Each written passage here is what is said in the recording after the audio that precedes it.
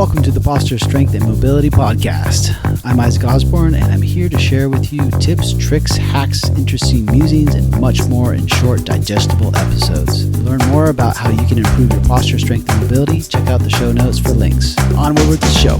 Episode 6, how standing with your knees bent can cause knee issues. In this episode, we're going to talk about how always standing with your knees slightly bent can cause damage to your knees. We're also going to have 2 tips on how to change this patterning. Ideally, what we want when we're standing is our joints to stack up. So for those of you watching the podcast on YouTube and those for you listening, I'll try to explain it as best I can. But what we want is the hip, knee, and ankle joint in the center of those joints to be able to stack up properly while we're standing. And when you stand with your knees slightly bent, what happens is the condyles of the femur actually dig into the meniscus of the knee and puts a lot of pressure. So when the knee is actually straight in an aligned position, what happens is more of the condyle, there's more of a surface area that is standing on top of the lower leg bone, the tibia. However, when you slightly bend your knee, you get less of that surface area and more of the point of the femur going into the meniscus of the knee. So there's more pressure going into the lower leg bone of the tibia when you're standing with your knees slightly bent. What it looks like, for those of you that are watching, and those of you who are listening, you can always check out the show notes for a link into YouTube to be able to see the video and see the demonstration. So when you bend slightly, it also kind of tucks the tail a little bit for a lot of people. And when there's that tail tuck, you get more of that weight distribution going into that single point, smaller point on the knee of the surface area of the knee than you do when you're just standing with your legs straight. And I'm not talking about hyperextending the knees. You shouldn't be locking the knees and hyperextending the knees. Your knees should be relaxed.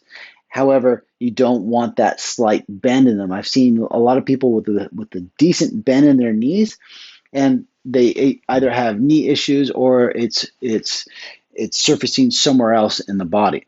When the knees are bent for long periods of time like this, you'll create a lot of stiffness. Like I just mentioned, there's more of a tuck in the tail, and what's happening is the knee is going outside of that loading, of that vertical loading of the hip, knee, ankle, and what will happen is that tail tuck will cause a lot of stiffness and tightness in the hamstrings and the lower leg muscles. This in itself will start to contribute even more to that either knee pain or might be ankle pain or could even be hip pain manifesting from standing with your knees slightly bent just like this. All right, so for the first exercise, you're going to need a yoga mat. You're going to place the yoga mat at the wall, and you want it so that your heels will be up against the wall, but you want it so that the ball of your foot is going to be on the yoga mat. So that is about 4 or 5 inches away from the wall. So if I stand on the yoga mat, balls of the feet are on the yoga mat, heels are against the wall, my butt is against the wall, I'm not pushing my rib cage out away from the wall. Do your best to allow the weight distribution to go through your heels. So really sink into your heels, because the tendency is going to be to try to get your weight distribution to go on the balls of the feet. So you kind of have to pull the tops of your feet up towards your knee. So your back is against the wall, heels against the wall, your feet are on a yoga mat. It's about 5-6 inches away from the wall, depending on the size of your foot. Your butt is against the wall, your upper back is against the wall. You're not pushing your rib cage away from the wall. Your head is against the wall. Bring your shoulders kind of up and slightly back and press them into the wall. Stay here. Allow your weight to drop into your heels.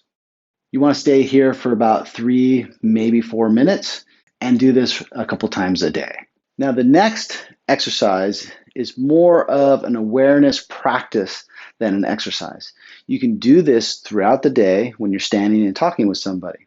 So most people that stand with their knees bent have a tuck in their tail. So if I tuck my tail, that means my low back gets flat. So if you put your hand behind your low back, tuck your tail, your knees slightly bend, and if you're already in this position, then you squeeze your glutes and try to let go, and then you kind of push your hips back, let your pelvis tilt, and then bring your knees back to where your hip, your knee, and your ankle are lined up over each other.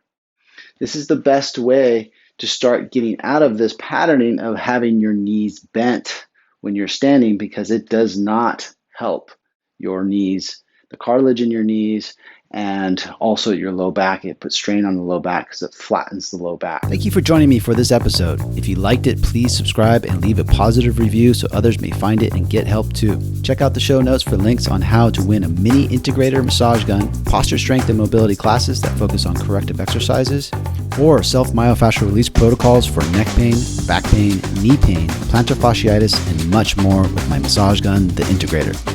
Until next time, keep exploring your body and stay curious.